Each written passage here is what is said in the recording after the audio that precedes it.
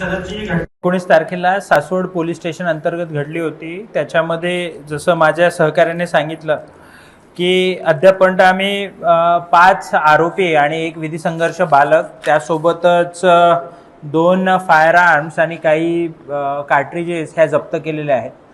त्याच्यासोबतच 2 आरोपी जे आहेत ते निष्पन्न केलेले आहेत, परंतु ते अद्याप अटक नाहीत आणि ते पण लवकरात लवकर अटक होतील।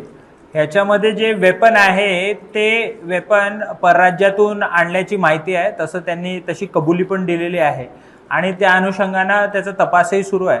जेव्हा हे इतर 2 आरोपी सुद्धा अटक होतील तेव्हा त्याच्याबद्दल वेपन ते कुठनं मिळवले, कसे मिळवले याच्याबद्दल आम्हाला डिटेल खुलासा करता येईल।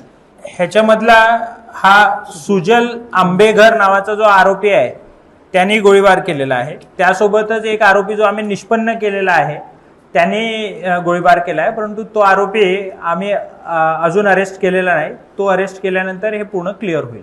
ह्याच्यामध्ये त्यांचा वैयक्तिक हे जे जगताप आहेत, जगताप आणि टिळेकर यांचा वैयक्तिक वाद होता। जवळपास गेल्या वर्षभरापासून हा वाद सुरू होता आणि त्या वादातूनच ह्या आरोपींनी त्या राहुल टिळेकर नावाच्या व्यक्तीवर गोळीबार केलेला आहे।